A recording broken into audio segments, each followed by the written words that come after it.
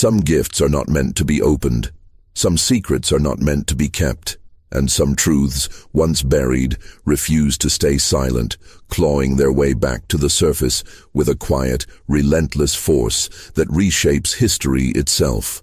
December 1873. The air hung heavy and damp over the Mississippi River Delta, a shroud of mist clinging to the ancient cypress trees and winding bayous. In the wealthy plantation districts, where the scars of war were still fresh, but the illusion of grandeur persisted, a transaction took place. It was a transaction whispered about in hushed tones, a dark echo of a past that many claimed was dead, yet still clung to the land like Spanish moss. Two girls, twins, barely 14 years old, their names and histories meticulously erased, were purchased at a private auction. They were not destined for labor in the fields, nor for domestic service in the grand house. No, their fate was far more sinister, wrapped in red velvet and presented as Christmas morning gifts for the Baron's two dissolute sons. What happened next was not a tale of supernatural intervention, nor a grand rebellion. It was a story woven from quiet observation, desperate courage, and an almost unbelievable act of defiance.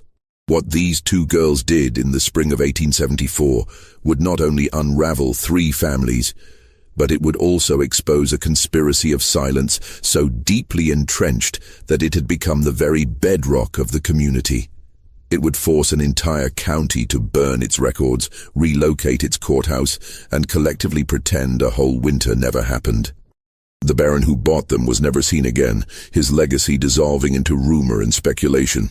His sons were found, yes, but what had been done to them, not physically but to their very essence, was something no one could explain, something that defied the crude justice of the era. And the twins? They vanished, not into thin air, but into a network so vast, so meticulously hidden, that even today, historians refuse to discuss it on record, fearing the implications of its true reach. Before we delve deeper into the chilling account of the Baron and the twin girls who irrevocably altered the course of St. Helena Parish, I urge you to consider the weight of forgotten histories. If you are drawn to the darkest corners of American history, the stories they deliberately omit from textbooks, the events they desperately tried to erase, then I ask you to subscribe to this channel and hit that notification bell, and tell me in the comments below what state are you listening from. Because this story, though rooted in the Louisiana Delta, touches more places, more lives, than you might ever imagine. Now, let us journey back to a time when the law was a malleable suggestion, when power was measured not just in acres of land, but in the lives that toiled upon it, and when 2 children, innocent and unknowing, were gift-wrapped like dolls, destined for a fate that would either break them or forge them into something unbreakable. The parish of St. Helena, Louisiana, in the winter of 1873, was a place suspended in a perpetual twilight, caught precariously between the brutal realities of a war recently concluded and the uncertain dawn of a new, grudgingly accepted freedom. 8 years had passed since the cannons fell silent, since the Emancipation Proclamation had theoretically shattered the chains of bondage.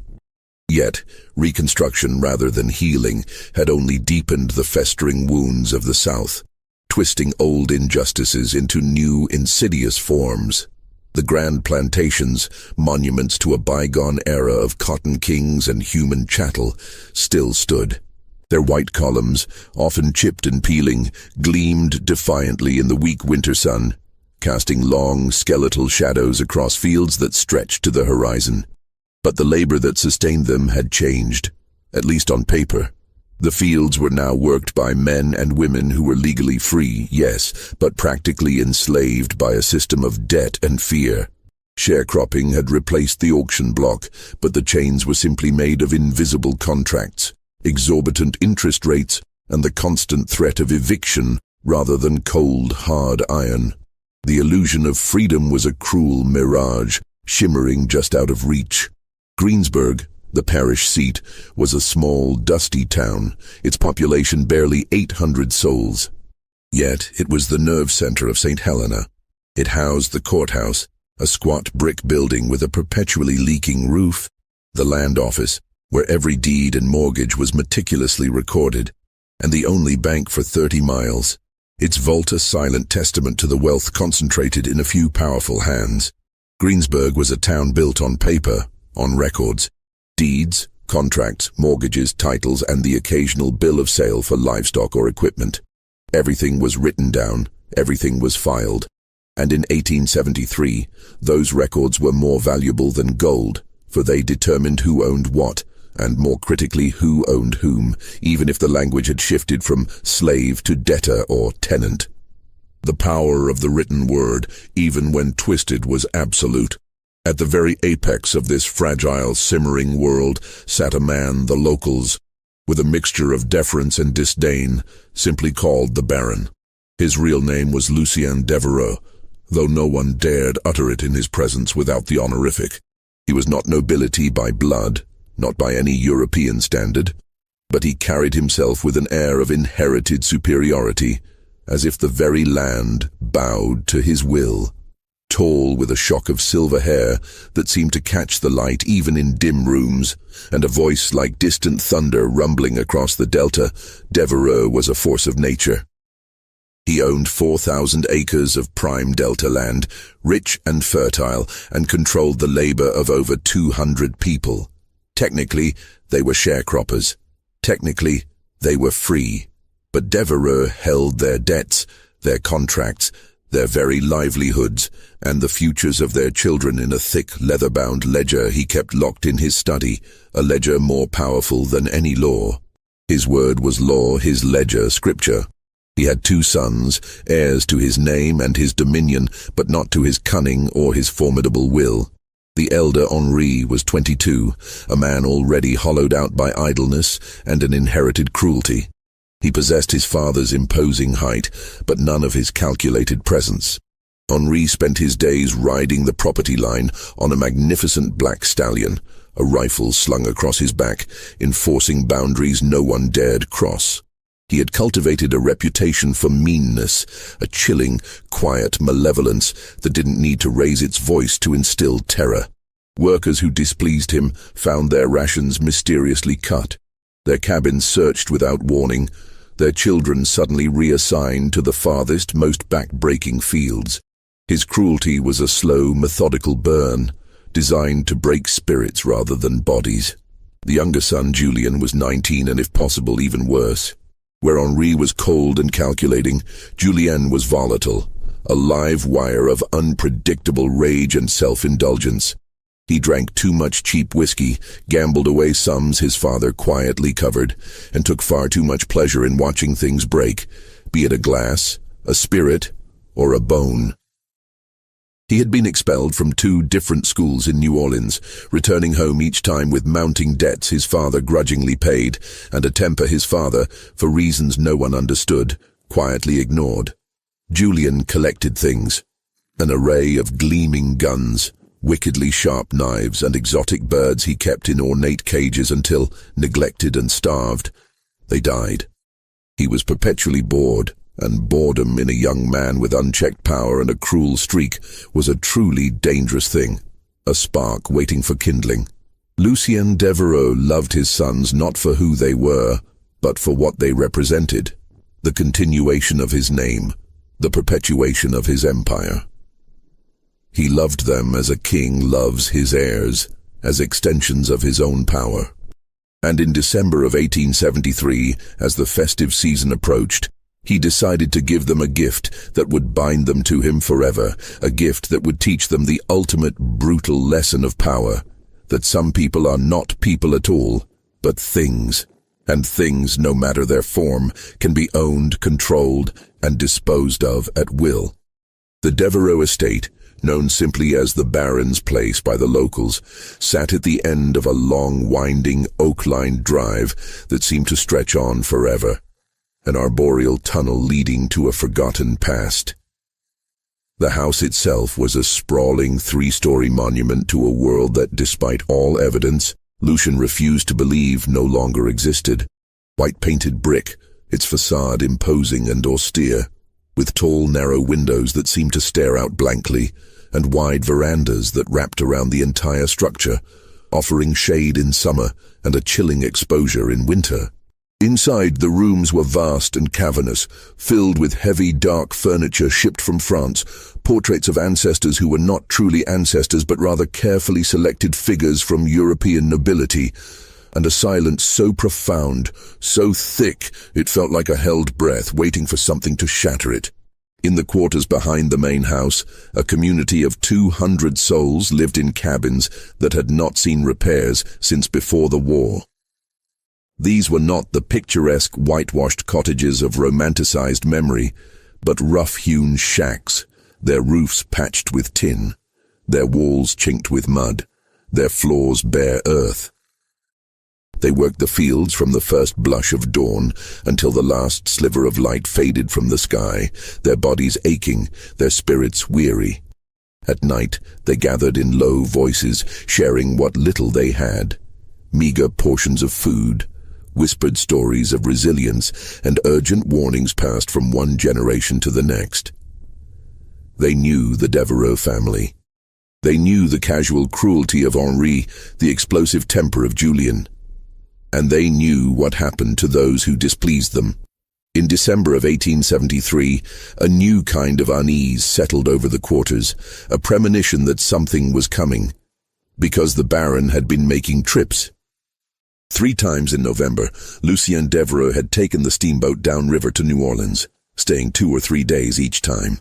He told no one where he went or what he did, his movements shrouded in his usual impenetrable secrecy. But when he returned, he carried himself differently, not with weariness, but with a subtle shift in his bearing, like a man who had made a momentous decision and was deeply pleased with its implications. His sons noticed, exchanging uneasy glances. The workers noticed, their eyes tracking his movements with a silent, collective apprehension. And in a place like St. Helena Parish, where every gesture, every nuance, every secret trip held profound meaning, that kind of secrecy meant something ominous was brewing. On December 18, 1873, Lucien Devereux made his final decisive trip to New Orleans. He returned on December 23rd, 2 days before Christmas, the air thick with anticipation and a biting chill. And he was not alone. The steamboat Crescent Belle, a paddle-wheeler whose ornate filigree belied its cargo of human and material goods, docked at the Greensburg landing just after sunset on December 23rd. The air was cold and damp, the kind of pervasive chill that seeped into one's bones and settled there, refusing to be dislodged. A thin, ghostly mist rose from the dark, swirling waters of the river, curling around the moss-covered pilings and drifting like a phantom across the rough-hewn wooden planks of the dock. Whirling waters of the river, curling around the moss-covered pilings and drifting like a phantom across the rough-hewn wooden planks of the dock. The few men unloading cargo, their breath pluming in the frigid air, worked with a frantic efficiency, eager to finish their arduous tasks and retreat to the meager warmth of their homes and hearths. Lucien Devereux descended the gangplank alone, a solitary, imposing figure. He carried a worn leather satchel clutched in one hand, and his long black wool coat, tailored to perfection, seemed to absorb the fading light, making him appear less a man and more a moving shadow against the twilight. He offered a curt nod to the dock workers, his gaze sweeping over them with an almost imperceptible disdain, but he did not speak. His silence was a command, a barrier. Behind him, emerging from the dimly lit passenger cabin, 2 figures materialized, hesitant and small against the vastness of the river and the encroaching night. They were girls, twins, identical in every discernible way, their features mirroring each other with an unsettling precision. They wore plain grey dresses, thin and threadbare, utterly inadequate for the biting cold that permeated the air. Their heads were covered with dark, coarse shawls, pulled low and tight, effectively obscuring their faces, rendering them anonymous. They carried nothing, no bags, no bundles, no small, cherished belongings, nothing to suggest they had come from anywhere specific or were destined for any particular place. They moved in perfect, almost synchronized unison, stepping off the boat together, stopping together, waiting together like two halves of a single silent entity. One of the dock workers, a man named Tobias Holt, a grizzled veteran of the riverfront, later recounted to his wife Martha that the girls never once looked up. Their eyes remained fixed on the ground, their gazes averted, as if the very act of looking might invite further misfortune. And when the Baron, with a dismissive flick of his wrist, gestured for them to follow, they did so without a moment's hesitation, without a single question, like shadows obediently trailing a body. Tobias, a man who had witnessed countless arrivals and departures, felt a prickle of unease. There was something profoundly unsettling about their absolute stillness, their utter lack of protest. Devereux led them to a covered wagon, its canvas top stained and weathered, which stood waiting at the end of the dock. The driver, a man named Cato, a stoic and taciturn individual who had worked the Devereux stables for decades, climbed down from the driver's seat. His face, etched with years of sun and toil, betrayed no emotion as he opened the back flap of the wagon. The Baron gestured again, a silent command, and the twins, without a word, climbed inside, disappearing into the dark interior. Cato, his movements practiced and efficient, closed the canvas flap, securing it tightly. With a creak of wheels and a soft thud of hooves on the muddy road, the wagon rolled away, swallowed by the gathering darkness and the swirling river mist. No one asked questions. No one ever did, not when it concerned the Baron. To question was to invite trouble, and trouble in St. Helena Parish often arrived with a swift, brutal finality. But Tobias Holt, who had seen many things in his 43 years, the rise and fall of river fortunes, the quiet desperation of the newly free, the casual cruelty of the powerful, said later that he felt something profound that night, a coldness that had nothing to do with the biting weather, a sense that something profoundly wrong, something deeply unnatural had just arrived in St. Helena Parish, and that it would not leave quietly. It was a premonition, a shiver down his spine that lingered long after the wagon's rumbling faded into the night. The wagon took the river road, a narrow, winding track that followed the serpentine course of the Mississippi back to the Devereux estate. The journey, nearly an hour long, was arduous. The road was deeply rutted and uneven, a testament to years of neglect and heavy rains, and the wagon's wheels groaned and creaked with every jolt and turn, a mournful lament against the silence of the night. Inside the wagon, shrouded in darkness, the twins sat in perfect silence. Cato, who drove with his back to them, his senses attuned to the road and the horses, later swore that he never heard them speak, not once, not a whisper, not a sigh, not even the subtle shift of breathing. It was as if they had ceased to exist, becoming mere cargo, silent and inert. When the wagon finally rolled through the imposing wrought-iron gates of the Devereux estate, it was nearly 8 o'clock. The house, a beacon of light in the surrounding darkness, was illuminated from within, every window glowing with the warm, inviting lamplight that belied the coldness within its walls. Henri and Julien, their figures silhouetted against the bright interior, were waiting on the front veranda, smoking cigars, their faces illuminated by the flickering embers, their eyes fixed on the long, dark drive. When they saw the wagon emerge from the gloom, they straightened, flicked their cigars into the damp dirt, and descended the wide stone steps, their footsteps echoing faintly. Lucien Devereux climbed down from the wagon, a triumphant smile playing on his lips, a rare display of genuine satisfaction. He looked at his sons, his gaze sweeping over them with proprietary pride. "Gentlemen," he said, his voice warm and resonant, filled with a chilling pleasure, "your Christmas gifts have arrived." Henri's brow furrowed almost imperceptibly, a flicker of something akin to unease crossing his usually impassive face. Julien, however, grinned, a wide, predatory smile that revealed too much. Cato, ever efficient, opened the back of the wagon, and the twins, moving with their characteristic unsettling synchronicity, climbed out. For the first time, bathed in the bright, unforgiving light spilling from the house, the Devereux sons could see them clearly. They were undeniably young, 14, perhaps 15 years old, their bodies still slender, not yet fully formed. Their skin was a warm, light brown, their hair dark and braided tightly against their scalps, meticulously neat. Their faces, now fully visible, were indeed identical. High, delicate cheekbones, full, unsmiling lips, and dark, fathomless eyes that reflected the lamplight like polished obsidian, revealing nothing of the thoughts or emotions that lay beneath. They possessed a striking, almost ethereal beauty, the kind that made men uncomfortable, precisely because they were still children, and beauty in children, especially those in such a vulnerable state, was a dangerous, often tragic thing. Julian, ever the more impulsive and overtly cruel, stepped forward, circling them slowly, his gaze lingering, inspecting them with the detached scrutiny one might apply to a prize horse or a newly acquired hunting dog. Henry remained where he was, his expression unreadable, a mask of cold indifference. "Where did you find them, father?" Julian asked, his voice laced with a possessive curiosity.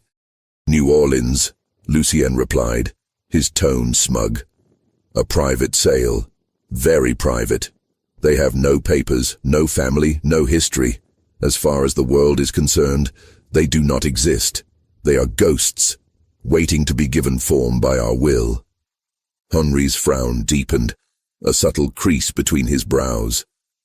"Father, the law," he began, a hint of caution in his voice. Even Henri, with all his cruelty, understood the shifting sands of the post-war legal landscape. "The law," Lucien interrupted, his voice cutting, dismissive, "is what we say it is, Henri, and I say these girls are property. My property, and now by extension yours. A gift, a lesson, a tool." He gestured to the twins, a sweeping, proprietary motion. "They will serve you. They will obey you. They will do whatever you ask, without question, without complaint. Consider them an education in power, gentlemen, because power is not merely what you inherit. It is what you take. It is what you assert. It is what you command." Julian laughed, a sharp, ugly sound that grated on the ears, devoid of genuine mirth. Henri, as was his custom, said nothing, his silence more chilling than his brother's laughter. The twins stood perfectly still, their eyes still fixed on the ground, their hands folded neatly in front of them, a picture of passive obedience. They did not react to Lucien's words, did not flinch, did not even seem to breathe. They simply waited, two silent statues in the harsh lamplight. Lucien Devereux clapped his hands once, a sharp, decisive crack that echoed in the cold night air. "Take them inside," he commanded Cato, his voice now brisk and businesslike. "Put them in the east wing, the small room at the end of the hall, lock the door, and ensure they are fed sparingly." Cato nodded, his face still impassive, and gestured for the twins to follow. They did, moving with that same eerie unison, their footsteps silent on the wooden steps of the veranda, then fading into the echoing silence of the house. As they disappeared into the cavernous interior, Lucien turned back to his sons, a triumphant glint in his eyes. "Merry Christmas, gentlemen," he said, his voice a low purr of satisfaction. "Use them wisely, and remember, they are a testament to our enduring will." And then he went inside, leaving Henri and Julian standing in the biting cold, staring at the door through which the twins had vanished, the implications of their father's gift slowly settling upon them. That night no one in the quarters slept well. The workers, huddled in their unheated cabins, whispered to each other in the dark, passing along what little they knew, what little they had observed. That the Baron had brought something back from New Orleans, something locked away in the East Wing, something that was a gift for his sons. The air was thick with unspoken fears, with the chilling understanding that the old ways, though legally abolished, were far from dead. And in the main house, in the small cold room at the very end of the East Wing, The twins sat on the bare floor in the impenetrable darkness, holding each other's hands, their bodies pressed together for warmth and comfort, and waited for Christmas morning, for whatever new horror it might bring. Their silence was not submission, but a deep, watchful stillness, a quiet assessment of their new prison. Christmas Day, 1873, dawned not with the festive cheer of carols and bright lights, but with a cold, oppressive grayness. The sky was the color of old iron, heavy and unyielding, pressing down on the delta. A light, persistent rain began to fall just after sunrise, a soft, rhythmic tapping against the tall, narrow windows of the Devereux house, like the insistent drumming of fingernails on glass, a mournful accompaniment to the day. Inside, the Devereux family gathered in the main parlor, a vast, dimly lit room dominated by a massive fireplace that offered little warmth. Lucien Devereux sat at the head of the long, polished mahogany table, dressed in a dark, impeccably tailored suit, his silver hair combed back with meticulous precision, his expression serene, almost beatific, as if he had just performed a great act of benevolence. Henri and Julien sat on either side of him, both unusually quiet, their usual boisterousness subdued by their father's imposing presence and the unspoken weight of the previous night's arrival. The table was set with the finest imported china, delicate porcelain adorned with intricate patterns and gleaming crystal goblets that caught the meager light. The breakfast, a lavish spread of smoked ham, fluffy biscuits, homemade preserves and steaming coffee, was served by two women from the quarters, their faces impassive, their movements swift and practiced, their eyes meticulously kept downcast, avoiding any direct contact. No one mentioned the twins. Their presence, though palpable, was a silent, uncomfortable truth, an elephant in the opulent room. After breakfast, Lucien rose from the table, a subtle gesture of his hand commanding his sons to follow. They walked through the cavernous house in silence, their footsteps echoing on the polished wood floors, the sound amplified in the stillness, until they reached the east wing, a less frequently used section of the house, colder and more sparsely furnished. Lucien produced a small, ornate key from his waistcoat pocket, its brass gleaming dully, and with a soft click, unlocked the heavy wooden door at the very end of the hall. The room was small, barely larger than a closet and sparsely furnished. A narrow, uncomfortable-looking bed with a thin mattress, a single rickety wooden chair, and a washstand with a chipped porcelain basin. The air was stale, tinged with the scent of dust and confinement. The twins they had been left the night before, their bodies pressed together, still holding hands, still utterly silent. They looked up when the door opened, their dark eyes meeting Lucien's gaze for a fleeting moment, but their expressions did not change, remaining as unreadable as polished stone. Lucien stepped aside, a theatrical flourish, and gestured for his sons to enter the small, cramped space. "They are yours now," he said simply, his voice devoid of emotion, as if discussing a new piece of farm equipment. "Do with them as you please. They are yours to command." And then he left, closing the door behind him with a soft, definitive thud, leaving his sons alone with their gifts. What transpired in that small, cold room over the next 3 months is not entirely known, not in its full, brutal detail. The twins, Kora and Clara, never spoke of it in later years, their silence a testament to the unspeakable. And the Devereux sons, Henri and Julien, never offered any explanation, their memories conveniently selective.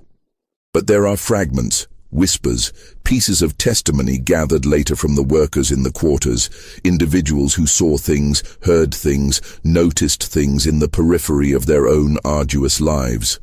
These fragments pieced together paint a chilling, implicit picture.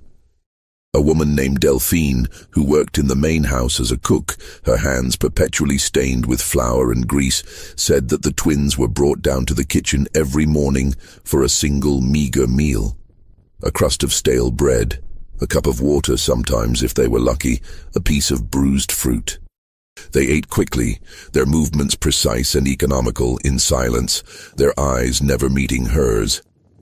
As soon as they finished, they were taken back upstairs, their presence a fleeting, unsettling shadow. Delphine swore they never looked at anyone, never asked for anything, never made a sound. Their silence was absolute, unnerving. A man named Ezra, who tended the stables, his hands gnarled from years of handling horses and heavy equipment, said that he saw Julian Devereux leading the twins out to the old carriage house one afternoon in late January. The air was crisp, the ground still hard with frost. He remembered Julian's laughter, a harsh, discordant sound that carried on the wind, and the twins' utter lack of response. Ezra said he heard sounds coming from the carriage house, sharp, splintering sounds, like wood breaking or something being struck, but he did not investigate. No one investigated. To investigate was to invite the Baron's wrath, and that was a price no one was willing to pay. He simply turned his back, pretending not to hear, not to see. A young girl named Bess, barely 12 years old, who worked in the laundry, her small hands perpetually chapped from lye soap and cold water, said that she saw the twins once through a window. It was a rare moment of stillness in her day. She said they were standing in their small room, facing each other, their hands clasped together and their lips were moving, a silent, rhythmic motion. She said it looked like they were praying, a desperate, unheard supplication, but she could not discern the words. Their faces, even from a distance, seemed etched with an ancient sorrow. And a man named Samuel, who drove the Devereux carriage, a sturdy, reliable man who had served the family for decades, said that in early March he was ordered to take Henri and the twins into Greensburg. The spring air was beginning to soften, carrying the scent of damp earth and budding magnolias. He remembered Henri sitting in the carriage with them, his posture rigid, his gaze fixed straight ahead, while the twins sat perfectly still, their hands folded in their laps, their eyes downcast, as if carved from wood. Samuel said that when they reached the town, Henri took them into the courthouse, the very same courthouse where land deeds and contracts were filed, where the fate of so many was decided on paper, and they were inside for nearly an hour. When they emerged, Henri was smiling, a thin, satisfied curl of his lips, and the twins, as always, were not. Their faces remained blank, unreadable. Samuel, a man of quiet observation, said he asked Henri what they had done in the courthouse, a rare moment of curiosity overcoming his usual discretion. Henri, with a dismissive wave of his hand, told him to mind his own business, his tone sharp and warning. But Samuel noticed something. When the twins climbed back into the carriage, one of them, he could not tell which, for their resemblance was uncanny, was holding a piece of paper. It was folded small, tucked discreetly into the sleeve of her plain grey dress, almost invisible. But he saw it. Just for a fleeting moment, a flash of white against the drab fabric. He never saw it again. The paper, like so many other things in their lives, vanished into the shadows. By mid-March, the workers in the quarters were whispering about the twins. Not because of what they had seen, for they had seen little, but because of what they had not seen. The twins had been at the Devereux estate for 3 long, silent months, and in all that time, no one had heard them speak, not a single word. Not a cry of pain, not a sigh of despair, not even the softest sound of human utterance. Their silence was a profound, unsettling mystery. Some said they were mute, born without the gift of speech. Some said they were broken, their spirits crushed beyond repair. Some, the more superstitious among them, whispered that they were something else entirely, something unnatural, something touched by the spirits of the bayou. And then, on the night of March 19th, 1874, as the first fireflies began to dance in the humid air, everything changed. The long, silent vigil was about to break. The twins, Kora and Clara, had not been idle in their confinement. Their silence was not a sign of submission, but a shield, a carefully constructed facade behind which their minds, sharp and resilient, worked with a quiet, desperate intensity. Their mother, back in Virginia before the fire, had been a seamstress. But she had also possessed a fierce love for learning. She had taught her daughters to read and write, skills considered dangerous for their station, but skills that would ultimately become their salvation. She had taught them to decipher the intricate loops and flourishes of the written word, to unlock the secrets held within pages. In the Devereux house, a place where books were more often decorative than read, they had found a hidden treasure. In the dusty, forgotten corners of the East Wing, in a small, unused library that smelled of mildew and neglect, they discovered old books, volumes of law, forgotten histories, even a few tattered novels. No one thought to lock them away, for who among the help would dare touch such things? And who among the Devereux family would even notice? Late at night, long after the house had fallen silent, after the last lamp had been extinguished, Kora and Clara would slip from their room. They moved like ghosts, their bare feet silent on the cold floorboards. By the faint, flickering light of a stolen candle stub, or sometimes by the pale glow of the moon filtering through a grimy window, they would read. They devoured the words, absorbing them, understanding them. They learned about the law, about contracts, about property and ownership, and most crucially, about the chaotic, often contradictory legal landscape of Reconstruction. They learned that even in a system designed to oppress, there were loopholes, cracks in the facade, if one knew where to look. They learned about the courthouse in Greensburg, about the ledgers, the filings, the official stamps that transformed mere words into undeniable truth. They understood that paper, properly executed, held a power even greater than the baron's wealth or his son's cruelty. When Henri had taken them into town in early March, ostensibly to file the document that officially registered them as property of the Devereux family, a grotesque, illegal act, yet one that went unchallenged in St. Helena Parish in 1874, Kora had seized her opportunity. While Henri, distracted and arrogant, spoke with the clerk, Kora, with a preternatural calm, had slipped away. She had found the records room, a dusty, dimly lit chamber filled with towering shelves of ledgers. Her eyes, trained by countless hours of secret reading, quickly located the specific ledger where the document was to be filed, and with a heart pounding like a trapped bird, she had stolen a blank page, a pristine sheet of official paper, its edges crisp, its surface waiting for words. It was that page, folded small and tucked into the sleeve of her dress, a tiny, fragile seed of hope that the twins now carried. It was their weapon, their shield, their only chance. They had endured the past 3 months not out of submission, but out of a desperate, calculated patience, waiting for the precise moment to strike. Their silence was not brokenness, but a profound, terrifying strength. March 19, 1874, was a Thursday, a day that began like any other, but would end in a seismic shift. The weather had turned decisively warm, the first real languid warmth of spring, a welcome reprieve from the biting cold of winter. The air, thick with humidity, smelled of wet earth, of burgeoning life, of the sweet, intoxicating scent of jasmine beginning to bloom. The workers in the quarters, their bodies weary but their spirits lifted by the promise of easier days, finished their day's labor in the fields, their hoes and shovels clanking softly, and returned to their cabins, grateful for the longer daylight hours. At the main house, the routine of power and privilege continued. Lucien Devereux was in his study, a room heavy with the scent of old leather and cigar smoke, reviewing his ledgers by the soft glow of a single oil lamp, his brow furrowed in concentration.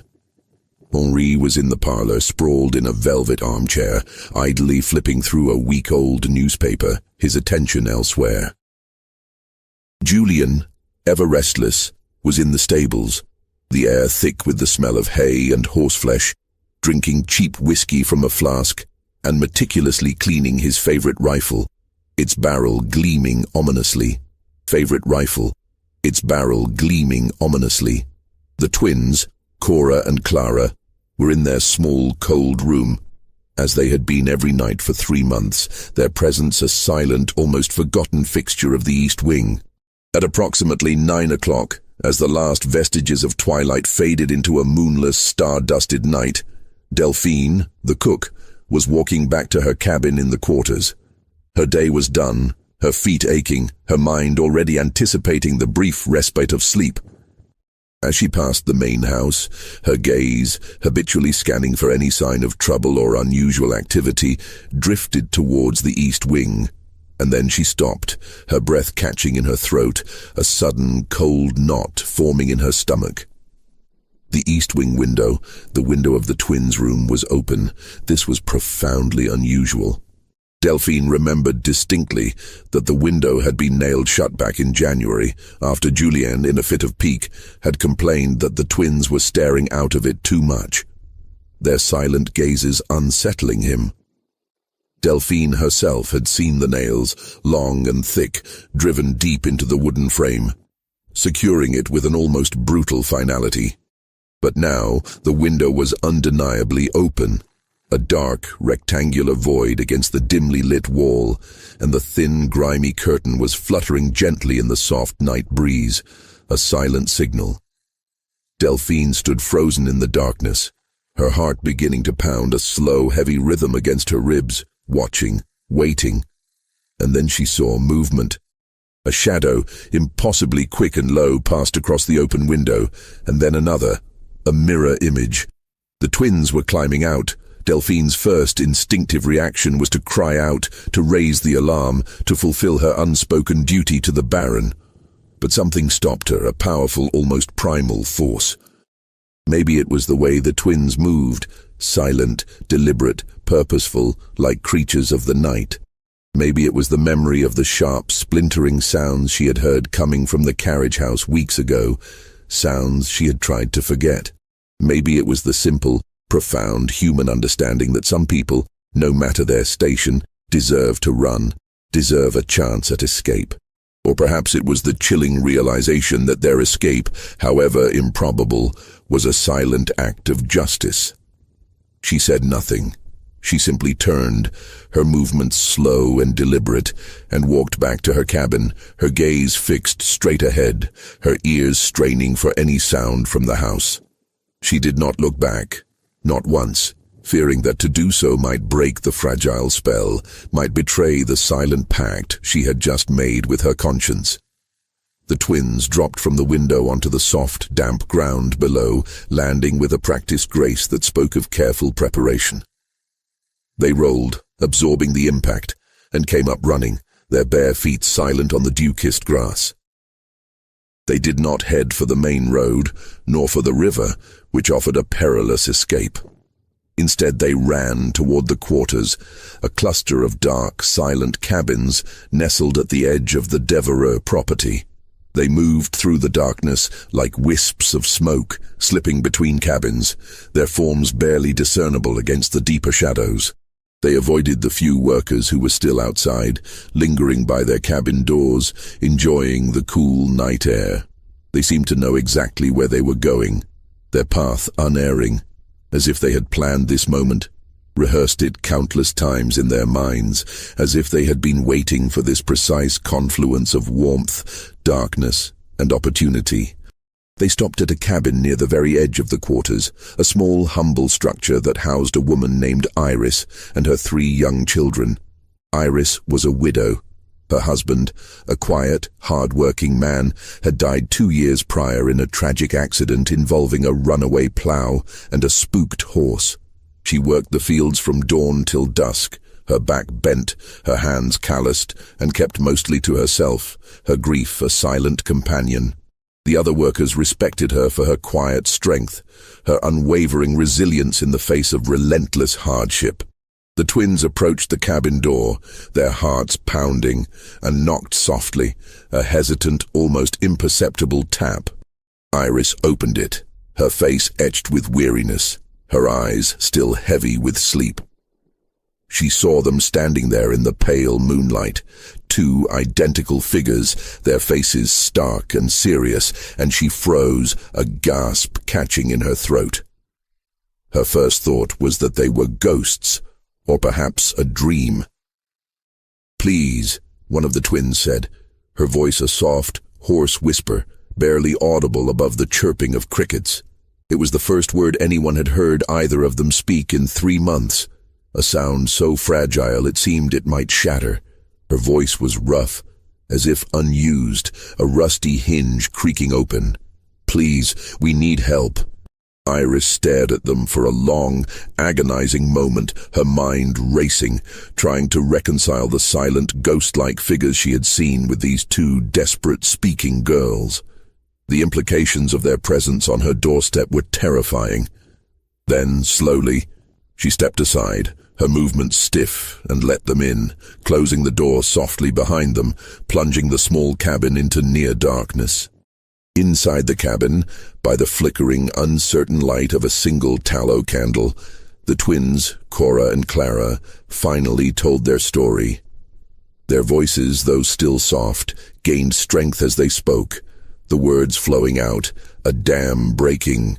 They were not from Louisiana, they were from Virginia, from a small, unassuming town near Richmond, nestled amidst rolling hills and tobacco fields. Their mother had been a gifted seamstress, her nimble fingers capable of intricate embroidery, their father a strong, dependable blacksmith, his forge a constant source of warmth and light. They had lived a quiet life, a good life, filled with the simple rhythms of work and family until tragedy struck in the summer of 1872. Their parents had died in a sudden, devastating fire that consumed their small home, leaving them orphaned and alone. The twins, who were barely 13 at the time, had no other family, no kin to take them in. They were taken in by a local church, its pastor promising to find them a safe home, a new beginning. Instead, the church, burdened by its own poverty and the overwhelming number of war orphans, had sold them. Not officially, of course, not legally, not with a bill of sale, but sold them nonetheless to a man who dealt in children, orphans, runaways, anyone who would not be missed, anyone whose absence would go unremarked. The man, a shadowy figure who moved between states, had taken them to New Orleans, a city teeming with both opportunity and desperation. There, they were kept in a cramped, squalid house with other children, all of them waiting like livestock to be sold again, their futures hanging by a thread. In December of 1873, Lucien Devereux had come to that house. He had inspected the children with a cold, calculating gaze, his eyes devoid of pity, the way one might inspect a herd of cattle. And he had chosen the twins, their identical features and quiet demeanor, apparently appealing to his sense of acquisition. He had paid in cash, a thick wad of bills, and had taken them away, their fate sealed. They had been at the Devereux estate for 3 months. 3 months of being locked in a small, cold room, of being used, of being treated as things rather than people, their humanity systematically stripped away. They had endured it because they had no choice, no means of escape. But they had also been planning, meticulously, patiently, their minds working in the shadows. Because the twins had a secret, a weapon more potent than any physical force.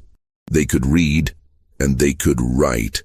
Their mother had taught them back in Virginia, before the fire, instilling in them a love for knowledge that transcended their circumstances.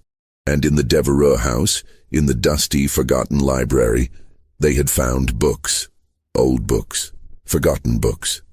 Books that no one thought to lock away. For who would care about such things? They had read them in secret, late at night, by the faint, stolen light of a candle, or the pale glow of the moon. And they had learned things. They had learned about the law, about the intricate dance of contracts and property, about the loopholes that existed in the chaotic aftermath of Reconstruction.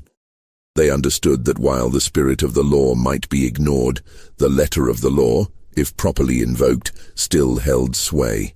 And they had learned about the courthouse in Greensburg, about the power of official documents, of signatures and stamps. When Henri had taken them into town in early March, ostensibly to file the document that would legally bind them to the Devereux family, Kora had acted. While Henri, engrossed in his own self-importance, spoke with the clerk, Kora, with a heart hammering against her ribs, had slipped away. She had found the records room, a labyrinth of shelves and dusty ledgers, and with a flash of insight, she had located the specific ledger where their fate was to be recorded. And she had stolen a blank page, a pristine official sheet of paper, waiting to be filled with words of freedom. It was that page, folded small and tucked into Kora's sleeve, that the twins now showed to Iris. It was their declaration, their desperate plea. "We can write our own document," Kora said, her voice gaining a quiet conviction. "We can say we were freed. We can say we have the right to leave. But we need a witness, someone who will sign it, someone who will say it is true, someone who will stand with us."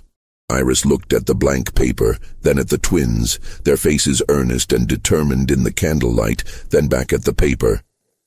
The weight of their request settled upon her, heavy and terrifying. "If I sign this," she said slowly, her voice barely a whisper, "and they find out, they will kill me, they will kill my children." The fear was raw, palpable. "If you do not sign it," the other twin, Clara, said quietly, her voice steady, "they will kill us, and they will continue to do what they do. Nothing will change." Iris was silent for a long, agonizing time. Outside, the night was still and warm, the air thick with the scent of damp earth. Somewhere in the distance a dog barked, a lonely sound in the vast darkness. The candle flickered, casting dancing shadows on the cabin walls, making the twins' faces seem both ethereal and resolute. She thought of her own children, sleeping soundly in the next room, and the precariousness of their existence. She thought of the injustices she had witnessed, the quiet suffering of her community, and she thought of the courage these two young girls, barely more than children themselves, possessed. Finally, with a deep, shuddering breath, Iris reached for the pen, its nib scratching faintly against the rough paper of the table. Her hand trembled, but her resolve, once found, was firm. Iris signed the document in the early hours of March 20th, just before the first faint blush of dawn touched the eastern sky. Her hand shook visibly as she wrote her name, the simple, elegant script a testament to her own quiet education. But her signature, once completed, was clear and legible, a defiant mark against the Baron's power. The twins, their faces alight with a fragile hope, thanked her with a profound, silent gratitude. They folded the precious paper carefully, meticulously, and tucked it back into Kora's sleeve. A secret weapon hidden in plain sight. "What will you do now?" Iris asked, her voice still laced with a tremor of fear, but also with a burgeoning sense of awe. "We will leave," Clara said, her voice now imbued with a quiet certainty. "Tonight, before they notice we are gone, before the sun fully rises and illuminates our absence. And if they catch you?" Iris pressed, her gaze searching their faces. The thought of the Baron's retribution was a cold dread in her stomach. The twins looked at each other, a silent communication passing between them, a shared understanding forged in hardship. And for the first time, Iris saw something in their dark eyes that was not fear, not despair, but something colder, something harder, something utterly unyielding. It was a glint of steel, a spark of defiance. "They will not catch us," Kora said, her voice flat, resolute. But they did not leave that night, because before they could, before the first rays of the sun could fully pierce the darkness, something happened that changed everything, accelerating their carefully laid plans into a desperate, immediate gamble. At approximately 6 o'clock in the morning, as the first roosters began to crow, Julien Devereux, restless and bored even in the early hours, decided to make his way to the east wing to check on the twins. He found the door locked, as always, a symbol of his control. But when he unlocked it and pushed it open, the small room was empty. The narrow bed was undisturbed, the single chair vacant. The window, which he himself had ordered nailed shut, was open, the thin, grimy curtain fluttering gently in the nascent morning breeze, a silent, mocking banner of escape. Julien's face, usually flushed with drink or anger, went stark white. A cold, primal fear, unfamiliar and unwelcome, gripped him. He ran downstairs, his heavy boots pounding on the polished wood, shouting for his father, for his brother, for anyone who could hear him, his voice raw with a mixture of rage and disbelief. Within minutes, the entire Devereux estate was plunged into chaos. The quiet morning, usually reserved for the slow, deliberate preparations for the day's work, was shattered by shouts and frantic activity. Lucien Devereux, roused from his sleep, his face a mask of fury, ordered an immediate, comprehensive search. Every cabin in the quarters was to be inspected, every nook and cranny turned inside out.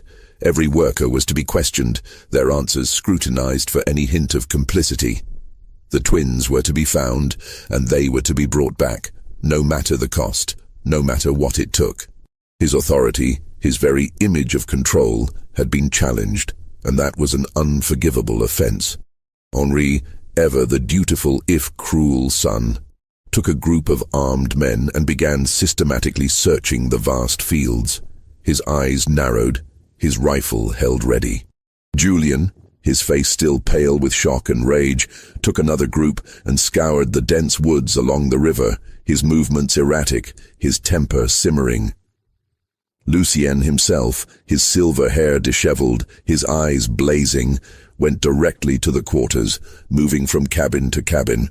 His presence a terrifying storm, demanding answers, his voice booming with barely contained wrath. The workers, roused from their sleep, stood silently, their faces impassive, their eyes carefully blank. They had seen nothing, heard nothing, knew nothing. Their collective ignorance was a shield, a silent act of resistance. Lucien's face grew darker with each denial, each blank stare, but he did not press them. Not yet. He knew the futility of brute force against a wall of silence, but his patience was wearing thin. By midday, the search had expanded beyond the Devereux property, radiating outwards like ripples in a pond. Riders were dispatched to neighboring plantations, to the small town of Greensburg, to the bustling river docks. A detailed description of the twins was circulated. Identical girls, 14 or 15 years old, light brown skin, dark hair braided tightly, wearing plain grey dresses. But no one had seen them. The delta, vast and unforgiving, seemed to have swallowed them whole. By evening, as the sun dipped below the horizon, casting long, ominous shadows, Lucien Devereux was beyond furious. He gathered his sons in his study, the air thick with tension, and slammed the heavy oak door shut. The workers, standing outside in the yard, their ears straining, could hear his voice, a low, guttural roar, though they could not make out the specific words. The sound was enough. It spoke of a man pushed to the brink. And then, just after sunset, as the first stars began to prick the darkening sky, something happened that no one, not even Lucien Devereux in his wildest imaginings, expected. The twins walked out of the quarters. They walked calmly, deliberately, side by side, their hands folded neatly in front of them, their faces composed, almost serene. They walked across the dusty yard, past the stables where the horses whinnied nervously, past the old carriage house, and stopped directly in front of the main house, their small figures silhouetted against the lamplit veranda. Their return was not a surrender, but a calculated, audacious challenge. Lucien Devereux, who had been pacing the veranda like a caged tiger, stopped dead, staring at them in utter disbelief. His mouth opened, then closed, then opened again, no words coming out. "Where have you been?" he finally demanded, his voice hoarse with a mixture of rage and shock. The question was less about their physical location and more about the audacity of their return. Kora, her movement slow and deliberate, reached into her sleeve and pulled out the folded document. It was the blank page, now filled with precise, elegant script, signed and witnessed. She held it up, extending it towards Lucien, so that he could see it clearly in the fading light. "We have been freed," she said, her voice calm, steady, without a trace of fear. A stark contrast to the trembling whisper Iris had heard hours earlier. "This document says so. It is signed and witnessed." We are no longer your property, Baron Devereux. Lucien descended the steps slowly, his eyes fixed on the paper, his mind struggling to comprehend what he was seeing, what he was hearing. He took the document from Kora's outstretched hand, his fingers brushing hers, and unfolded it with a jerky, almost violent motion. His eyes scanned the words, his brow furrowing deeper with He said nothing, the silence punctuated only by the chirping of crickets and the distant croaking of frogs from the bayou. Then a sound escaped his lips. It began as a low chuckle, then escalated into a harsh, bitter laugh, devoid of any genuine amusement. It was a cold, chilling sound, and it made the workers who were watching from the shadows of the quarters shiver, a collective ripple of unease passing through them. "This," Lucien said, holding up the paper, his hand trembling slightly, "is a forgery, a clumsy, pathetic forgery. Do you really think this will save you? Do you truly believe such a crude deception will stand against my word?" "It is not a forgery," Clara said, her voice equally calm, equally resolute. "It is a legal document. It was filed in the courthouse in Greensburg. It is on record. It is official." Lucien's mocking smile vanished, replaced by a look of stunned disbelief, then dawning horror. "What?" he whispered, the single word sharp, disbelieving. "We filed it this morning," Kora explained, her voice precise, almost pedagogical. "Before you woke up, before you knew we were gone. It is in the ledger now. It is official. It is the law." Lucien's face, which had been pale with shock, now flushed a deep, angry red. He crumpled the paper in his fist, crushing the words of freedom, and took a menacing step toward the twins, his eyes blazing with a dangerous fury. "You think you are clever?" he snarled, his voice low and dangerous, a predator's growl. "You think you can outsmart me, a Devereux? But you are wrong. I will go to that courthouse and I will have that document removed. I will have it burned, erased from existence. And then I will bring you back here and I will make sure you never try this again. I will break you. You cannot remove it," Kora said, her voice unwavering, her gaze meeting his with an unnerving directness. "Because it is not the only copy." Lucien froze, his menacing stride halted mid-step. The air crackled with a sudden profound tension. "We made 3 copies, Clara elaborated, her voice a soft, chilling echo of her sister's. "One is in the courthouse, officially filed. One is with a witness who will testify on our behalf, a person of good standing in this community. And one is hidden where you will never find it, a safeguard. If anything happens to us, if we disappear, if we are harmed, all 3 copies will be made public. And everyone will know what you did. Everyone will know that you bought us. Everyone will know that you kept us as slaves, 9 years after slavery was abolished. Your name, Baron Devereux, will be synonymous with shame." Lucien stared at them, his jaw working, a muscle twitching violently in his cheek. His hands, still clenched into fists, trembled with suppressed rage. The audacity, the sheer unimaginable defiance of these 2 girls was a blow to his very core. "Who is the witness?" he demanded, his voice barely a whisper laced with a desperate, chilling threat. The twins said nothing, their silence now a powerful weapon. "Who is the witness?" Lucien roared, his voice echoing across the silent yard, shattering the fragile peace of the evening. And then, from the shadows of the quarters, a voice spoke. It was a woman's voice, trembling slightly but clear and resolute, cutting through the tension like a knife. "I am." Iris stepped forward, out of the deep shadows cast by the cabins, into the pale lamplight spilling from the main house. Her figure was small, but her presence in that moment was immense. She was trembling, yes, but her gaze, fixed on Lucien Devereux, was steady, unwavering. "I signed the document," she said, her voice gaining strength with each word. "I am the witness, and I will testify to its truth." Lucien turned to her, his eyes blazing with a renewed, terrifying fury. For a moment the workers watching from the quarters thought he might strike her. might unleash his full, unbridled wrath upon this brave, defiant woman. But he did not. Instead, a slow, chilling smile spread across his face, that same cold, bitter smile that had sent shivers down Tobias Holt's spine. "Then you will hang with them," he said, his voice a low, venomous promise. "All of you. You will all pay for this insolence." What happened next is a matter of public record, though the records themselves, as is often the case in such volatile times, are incomplete, fragmented, and deliberately obscured. The official narratives often omit the inconvenient truths, the uncomfortable details that challenge the established order.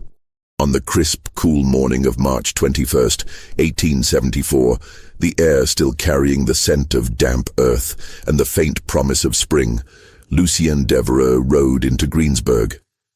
He was not alone.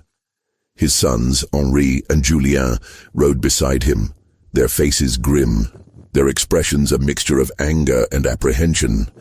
Behind them, 3 armed men, hardened overseers from the Devereux estate, rode with rifles slung across their saddles, their presence a clear, unspoken threat.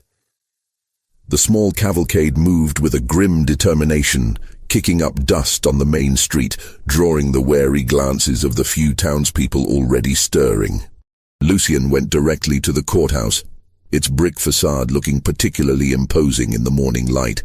He strode inside, his heavy boots echoing on the wooden floor, his presence filling the quiet space with an almost palpable menace. He demanded to see the ledger where property documents were filed, his voice booming, echoing off the high ceilings. The clerk, a nervous young man named Thomas Whitley, barely out of his teens, his spectacles perched precariously on his nose, emerged from a back office. His hands trembled slightly as he retrieved the massive leather-bound ledger from its shelf, its pages thick with the history of land and ownership in St. Helena Parish. He placed it on the counter, its weight thudding softly, and opened it to the most recent entries, his eyes darting nervously between the Baron and the open page. There, dated March 20th, 1874, in clear, precise script, was a document. It stated unequivocally that 2 girls, Kora and Clara, formerly held by Lucien Devereux, had been legally freed and were no longer subject to any claim of ownership, their freedom now enshrined in the very records that had once sought to bind them. The document was signed by Iris, listed prominently as a witness, her signature clear and resolute. And, crucially, it was countersigned by a justice of the peace named Albert Finch, his official stamp lending it undeniable legal weight. Lucien's eyes, narrowed to slits, devoured the words. His face, already flushed with anger, deepened to a dangerous purple. He slammed his fist on the counter, making Whitley jump. He demanded to see Finch, his voice a low growl. The clerk, stammering, explained that Finch had left town that very morning, heading north to Baton Rouge on urgent family business, and would not return for several days. A convenient or perhaps prescient absence. Lucien then demanded that the document be immediately removed, torn from the ledger, erased from existence. Whitley, his face pale, shook his head. He explained, his voice barely a whisper, that he did not have the authority to remove a legally filed document without a court order, a judge's explicit command. The ledger, once an entry was made, was sacrosanct. Lucien, his patience utterly exhausted, slammed his fist on the desk again, the sound echoing through the quiet courthouse. He told the terrified clerk that he would have the document removed, one way or another, with or without his cooperation. His eyes, burning with a cold fury, promised dire consequences. And then he left, his heavy footsteps thudding ominously, his sons and armed men following in his wake. But he did not go back to the estate. Instead, his rage still simmering, he went directly to the sheriff's office, a small, unassuming building across the dusty square. The sheriff of St. Helena Parish in 1874 was a man named Cyrus Tate. He was in his late 50s, a man whose face was a roadmap of hard living and difficult choices. A former Confederate officer, he had returned home after the war to find his world, his entire way of life, turned upside down. He did not like Reconstruction, did not like the new federal laws, did not like the idea that people he had once considered property were now, legally, his equals. He harbored a deep-seated resentment for the changes sweeping the South. But he was also a practical man, a pragmatist who understood the shifting, and his duty was to uphold it, however reluctantly. Lucien Devereaux burst into Tate's office, his anger radiating from him like heat from a furnace. He told Tate in no uncertain terms that two girls had stolen property from him, that they had forged a legal document, and that they were inciting rebellion among his workers. He demanded that they be immediately arrested and returned to his custody, their insolence punished. Tate, a man of few words, listened patiently, his gaze steady, unblinking. When Lucien finished his furious tirade, Tate asked calmly to see the document. Lucien, still seething, produced the crumpled copy that Kora had given him, tossing it onto Tate's desk with a dismissive gesture. Tate picked it up, smoothed out the creases, and read it slowly, meticulously, his eyes tracing each word. Then he looked up at Lucien, his expression unreadable. "This says they were freed, Mr. Devereaux," Tate stated, his voice flat, devoid of judgment. "It is a forgery," Lucien roared, his fist slamming onto the desk, making the inkwell jump. "A blatant criminal forgery. Do you have proof of this forgery, Mr. Devereaux?" Tate asked, his voice still calm, his gaze unwavering. "A sworn affidavit? A witness to the act of falsification?" "I do not need proof," Lucien thundered, his face contorted with rage. "They are my property. They were purchased legally, before the eyes of God and man." Tate leaned back in his creaking wooden chair, his gaze sweeping over Lucien, then to the crumpled document. "Mr. Devereaux, with all due respect, slavery is illegal, has been for 9 years. The 13th Amendment. If these girls were held against their will, that is a crime. And if this document is on file at the courthouse, signed by a justice of the peace, then as far as the law is concerned, they are free. My hands are tied." Lucien's face went dark, a dangerous storm cloud gathering. "Whose side are you on, Tate?" he snarled, the question a thinly veiled threat. "I am on the side of the law, Mr. Devereaux," Tate said, his voice hardening slightly, a flicker of steel in his eyes. "And the law, as it stands, says they are free.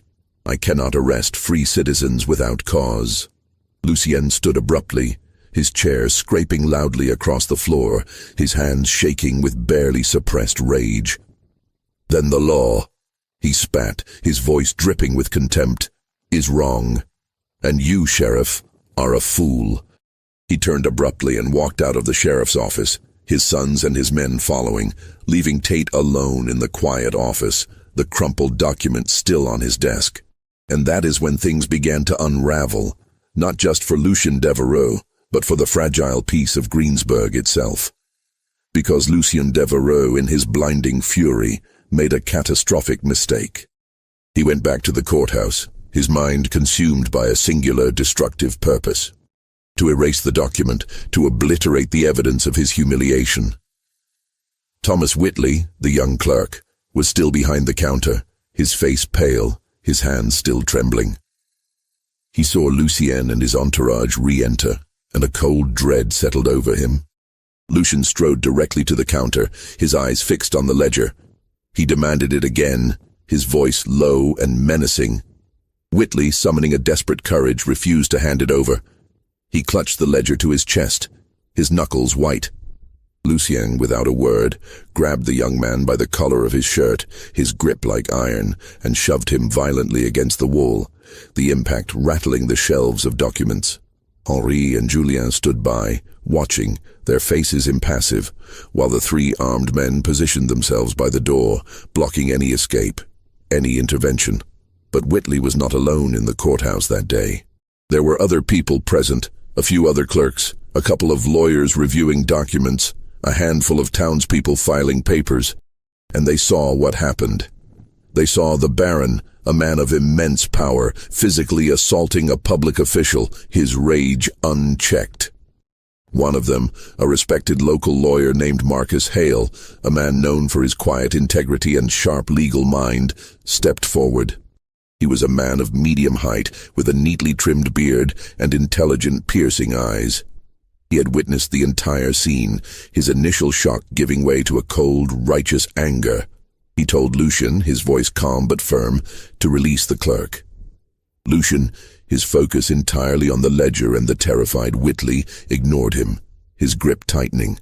Hale raised his voice, making it carry through the suddenly silent courthouse. "Mr. Devereaux, you are assaulting a public official. This is a grave offense. If you do not release him immediately, I will have you arrested." Lucian turned slowly, his eyes blazing with a wild, dangerous light, finally acknowledging Hale's presence. "You will do nothing, lawyer," he snarled, his voice dripping with contempt.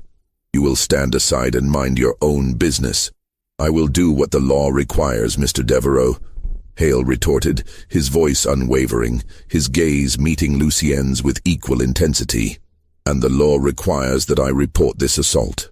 And then, in a moment of unbridled, incandescent rage, a moment he would later regret with a bitterness that would consume him, Lucien Devereaux drew a small, silver-plated pistol from his coat pocket. The metallic click of the hammer being cocked echoed loudly in the sudden profound silence of the courthouse. He pointed it directly at Marcus Hale, his hand trembling slightly, but his intent clear. The room went utterly silent. No one moved, no one breathed. The air crackled with an unbearable tension. "The law," Lucian said, his voice shaking with fury, "is whatever I say it is, and I say you will be silent." But before he could utter another word, before he could make another move, Sheriff Tate walked into the courthouse. He had heard the commotion from his office across the dusty street, the shouts, the thud of bodies, the sudden chilling silence. He had come to investigate, his hand already resting on the butt of his own revolver. When he saw Lucien Devereaux, pistol drawn, pointed at a respected citizen, he drew his own weapon, its heavy weight familiar in his hand. "Put it down, Devereaux," Tate said, his voice low, steady, and utterly devoid of negotiation. The authority in his voice was absolute. Lucian did not move, his eyes still fixed on Hale, his finger hovering near the trigger. "Put it down, or I will shoot you where you stand," Tate repeated, his voice now colder, sharper, a clear warning. "I will not hesitate." For a long, agonizing moment, no one breathed. The fate of Greensburg, perhaps even the parish, hung in the balance, suspended on the edge of a single violent act. And then, slowly, almost imperceptibly, Lucien lowered the gun. His shoulders slumped, the fight draining out of him, replaced by a dawning realization of the gravity of his actions. Tate walked forward, his movements deliberate, his eyes never leaving Lucian. He took the pistol from Lucian's hand, its cold metal heavy in his palm. And then with a swift, decisive motion, he placed Lucien Devereaux under arrest. Henry and Julian, finally roused from their stunned silence, protested loudly, stepping forward, their faces contorted with outrage. The three armed men, their rifles now useless, moved towards Tate, their hands instinctively reaching for their weapons. But Tate, his gun still drawn, raised it slightly, his gaze sweeping over them, cold and uncompromising. He told them, his voice hard, that if they took one more step, if they made one more move, he would shoot them all. They stopped, their bravado evaporating in the face of Tate's unwavering resolve. Lucien Devereaux, the Baron, the man who believed himself above all law, was taken to the parish jail, a small dank building behind the courthouse. He was held overnight, his fury slowly congealing into a bitter, impotent rage. The next morning, he was brought before Judge Horace Bellamy, a stern, unyielding man who had little patience for the arrogance of the planter class. Lucien was charged with assault, attempted theft of public records, and threatening a public official. The judge, his face impassive, was not sympathetic. He set bail at $5,000, an enormous sum for the time, designed to keep a man incarcerated, and ordered Lucien to remain in custody until it was paid. But the damage, the irreparable damage to Lucien Devereux's reputation and authority, was already done. Because the story of what had happened in the courthouse spread like wildfire. By the end of the day, everyone in Greensburg knew. They knew that Lucien Devereux, the all-powerful baron, had tried to steal a legal document, that he had assaulted a clerk, that he had drawn a gun on a respected lawyer, and that he had been arrested by Sheriff Tate. And everyone knew why. Because they had used his own system, his own laws against him, and in doing so, they had shattered his illusion of invincibility. The whispers in the quarters, the silent defiance, had finally found its voice, and it had brought down a titan. Lucien Devereux was eventually released from jail 3 days later, after his lawyers, working frantically, managed to arrange for the exorbitant bail to be posted. The sum, a significant portion of his liquid assets, was a bitter pill to swallow, a tangible cost of his humiliation. But by then, the story had spread far beyond the dusty confines of Greensburg. Newspapers in Baton Rouge and New Orleans, eager for sensational headlines, picked it up, embellishing the details, painting Lucien as a caricature of the Old South's dying arrogance. Within a week, the tale of the Baron and the defiant twins was being discussed in parlors and saloons across Louisiana, a scandal that captivated and divided. The reaction was sharply divided, reflecting the deep fissures that still ran through post-Reconstruction society. Some people, mostly those who had staunchly supported the Confederacy, who resented the federal government's intervention and who clung desperately to the old social order, saw Lucien as a victim of an unjust system.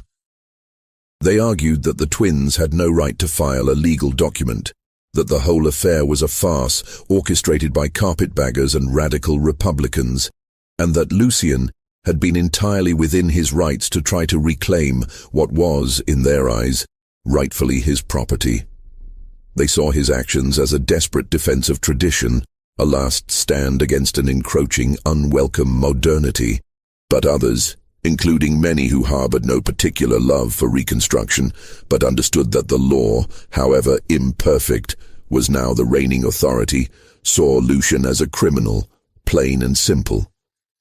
He had held 2 girls as slaves, 9 years after slavery had been abolished, a blatant violation of federal law. He had assaulted a public official. He had threatened violence in a courthouse, a sacred space of justice. And he had been caught, his hubris exposed for all to see. His actions were not a defense of tradition, but an act of lawlessness, a dangerous challenge to the fragile new order. The legal case against Lucien Devereux dragged on for months, a protracted bitter battle fought in the stifling heat of the Louisiana summer. Lucien's formidable team of lawyers argued vehemently that the document filed by the twins was invalid, that it had been obtained through fraud and coercion, and that the girls should be returned to his custody, their freedom revoked. They painted the twins as cunning manipulators, tools of outside agitators. But the twins, Kora and Clara, had something Lucien Devereux did not, the undeniable, unvarnished truth, and they had the courage to speak it. They testified in court, their voices still soft, but clear and unwavering, their composure remarkable for their age. They recounted with chilling precision how they had been taken from their home in Virginia, sold in the shadowy markets of New Orleans, and then kept as slaves by Lucien Devereux, their lives reduced to chattel. They described the conditions in which they had been held, the small, cold room, the meager food, the constant surveillance. They spoke of the subtle cruelties, the dehumanization, the way they had been treated as property rather than people, their very humanity denied. Their testimony, delivered with quiet dignity, cut through the legal jargon and the lawyer's bluster, reaching the hearts of many in the courtroom. Iris testified as well, her presence a powerful symbol of community solidarity. She confirmed that she had witnessed the document, that she had heard the twins' story, and that she believed them implicitly. Her quiet strength, Her willingness to risk everything lent immense credibility to their claims. And Marcus Hale, the lawyer who had confronted Louisiana in the courthouse, took on the twins' case pro bono, driven by a deep sense of justice. He argued passionately that the document was legal and binding, that the twins had every right to file it, and that Lucien Devereux had committed multiple egregious crimes in his desperate, violent attempt to reclaim them. He presented the case not just as a matter of property, but as a fundamental question of human rights and the rule of law in a changing South. In August of 1874, after weeks of testimony and deliberation, Judge Horace Bellamy delivered his verdict. His voice, usually dry and legalistic, carried a rare note of solemnity. He declared that the document was valid, that Kora and Clara were unequivocally free citizens of the United States, and that Lucien Devereux was guilty of assault, attempted theft of public records, and threatening a public official. Lucien was fined $2,000, a substantial sum, but a mere fraction of his wealth, and sentenced to 6 months in jail. The sentence was meant to be a deterrent, a public declaration that even the most powerful were not above the law. But Lucien Devereux never served the sentence. On the night of August 15, 1874, under the cover of a moonless sky, Lucien Devereux disappeared. He left his sprawling estate, left his sons, left everything he had built and coveted, and was never seen again. The circumstances of his vanishing were shrouded in mystery, fueling endless speculation. Some said he fled south, across the border to Mexico, seeking refuge from the law and his shattered reputation. Some whispered that he had sailed to Europe, to a continent where his barren title might hold more weight. Others, the more cynical, suggested he had taken his own life, unable to bear the shame and humiliation. No one knows for certain. His disappearance became a local legend, a cautionary tale whispered around campfires. Henri and Julien Devereux tried, in their own inept ways, to maintain the estate, to cling to the remnants of their father's empire. But without Lucien's iron will, his cunning, and his ruthless efficiency, they could not hold it together. Workers, emboldened by the twins' victory, began to leave, seeking better opportunities, or simply freedom from the Devereux name. Debts, long managed by Lucien's shrewd hand, piled up, overwhelming the feckless sons. Within 2 years, the once grand Devereux property, its fields overgrown, its house falling into disrepair, was sold at auction, its legacy dissolved into obscurity. Henri, his spirit broken, his cruelty now aimless, moved to the rough-and-tumble frontier of Texas and died in a drunken bar fight in 1879, a pathetic end to a life of privilege. Julien, consumed by his vices, drank himself to death in a squalid New Orleans boarding house in 1881, his body found by a sympathetic landlady. The Devereux name, once a symbol of immense power and fear in St. Helena Parish, faded into obscurity, becoming little more than a footnote in the parish's troubled history. As for the twins, Kora and Clara, they left St. Helena Parish in the fall of 1874, their departure quiet and unceremonious, a stark contrast to their dramatic arrival. Iris, the brave widow who had risked everything for them, went with them, along with her 3 children.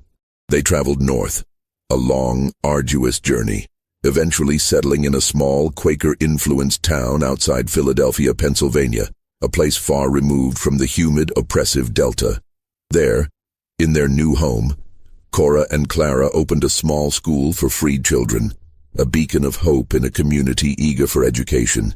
They taught reading, writing, and arithmetic, their lessons imbued with a quiet passion, and they never charged a fee, believing that knowledge should be freely given. They lived quietly, modestly, their lives dedicated to empowering others through the very tools that had secured their own freedom.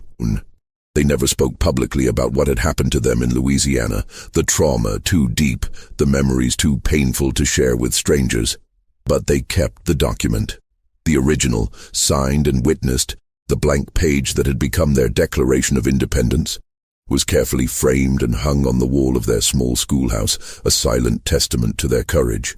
And beneath it, in Kora's careful, elegant handwriting, was a single profound sentence. Some gifts are not meant to be kept.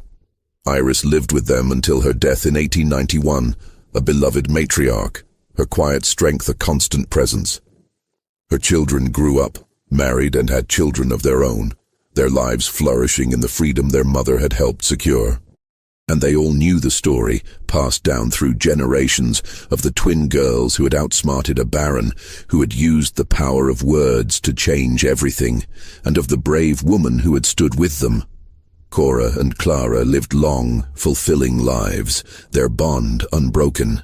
They died within a week of each other, in the harsh winter of 1929, their bodies finally succumbing to the passage of time. They were buried side by side in a small, unassuming cemetery in Pennsylvania, their graves unmarked, their names known only to a few. But their story, a testament to resilience, courage, and the quiet power of defiance, remains. It is a story that reminds us that history is not always written by the powerful, but sometimes by the silent, the overlooked, and the brave. What do you think of this story? Does it resonate with the hidden histories you believe are still buried in the records of places like St. Helena Parish? Leave your comment below. If you enjoyed this tale and want more dark historical mysteries like this, stories that make you question what really happened and challenge conventional narratives, then subscribe, hit the notification bell, and share this video with someone who loves stories that delve into the profound depths of the past. See you in the next video.